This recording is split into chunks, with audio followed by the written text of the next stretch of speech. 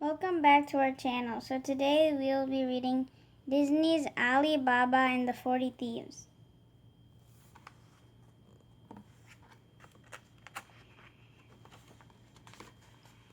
Once there lived a poor woodcutter named Ali Baba. Every day he went up to the hillside to chop wood.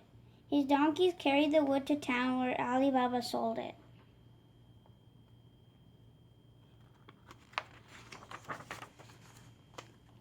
One day Ali Baba was loading wood onto his donkeys when he heard horses galloping down the path. Ali Baba was scared. It could be a gang of thieves.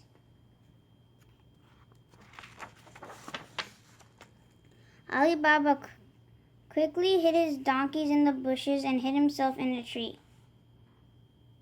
The horsemen stopped in front of some large rocks near Ali Baba's tree. Then the leader cried out, "Open sesame!"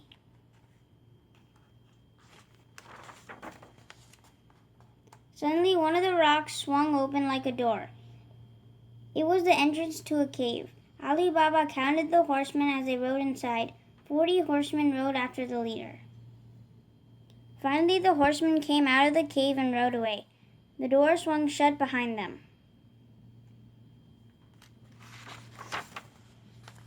Ali Baba climbed down from his tree and went to the door of the cave. Then he tried the magic words. "Open sesame!" he cried. The door swung open. The cave was full of treasures stolen by thieves. There were rolls of fine silk, jars of jewels, and sacks of gold. Ali Baba was very poor. Since he knew the treasure belonged to thieves, he decided to take some home.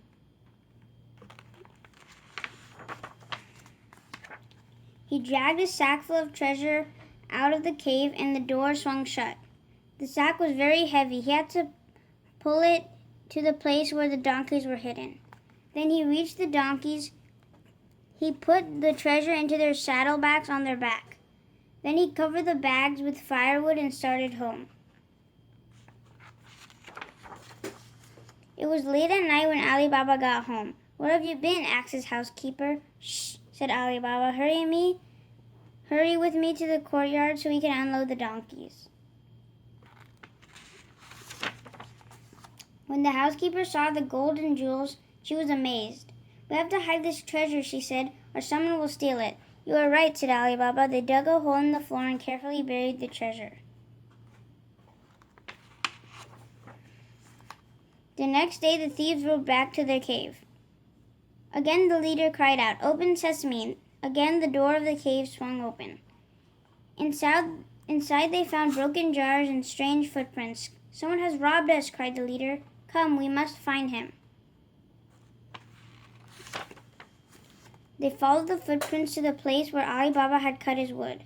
"The person who robbed us was a woodcutter," said the leader. "There's his axe." When he got back to town, the leader looked everywhere for a woodcutter, but he did not find Ali Baba.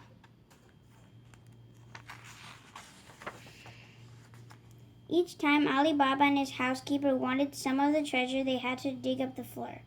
"But we need," said Ali Baba, "is a chest with a false bottom. Then we could reach the treasure easily."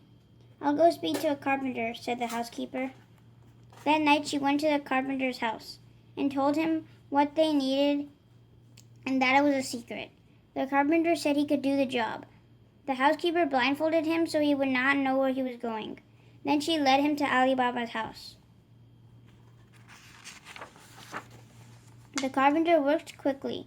Before the night was over, he had made a handsome chest with a false bottom. Ali Baba and his housekeeper were very pleased. After they paid the carpenter, the housekeeper blindfolded him again and led him back to his house.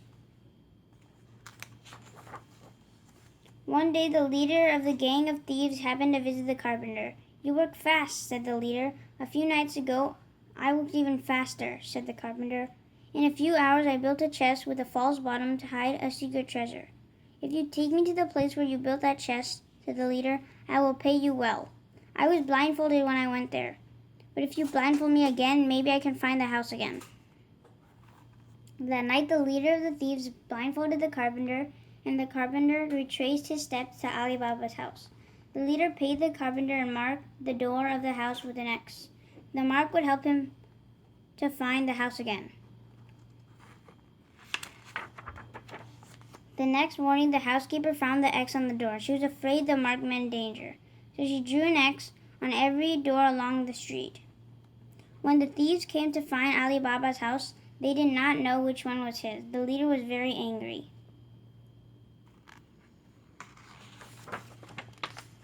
That night, the leader of the thieves again paid the carpenter to lead him to Ali Baba's house, but this time he did not mark the door.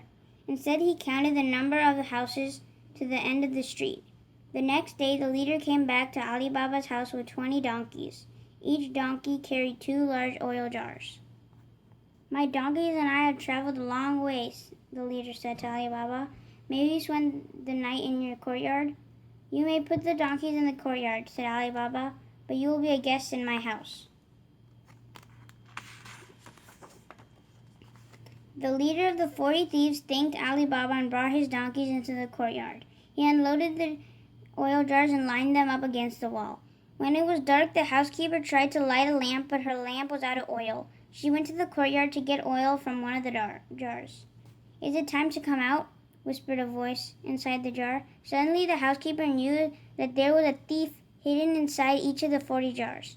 In a deep voice, she answered, "No, not yet." Then she ran to tell Ali Baba what had happened. Ali Baba hurried off to get the Sultan's soldiers.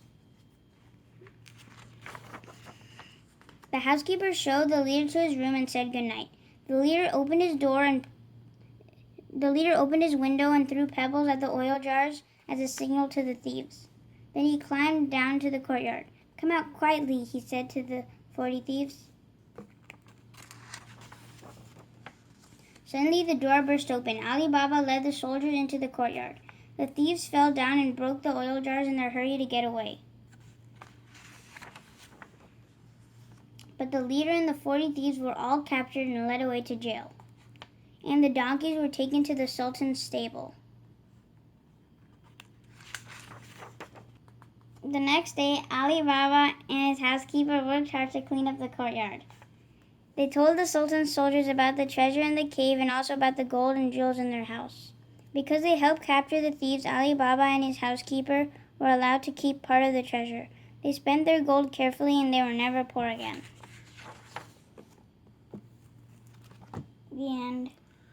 Thank you for watching our channel, and if you are new to the channel, consider subscribing. We're always making new videos. Thank you once again. Stay happy, stay healthy, and we'll see you again soon. Bye. Bye. Bye.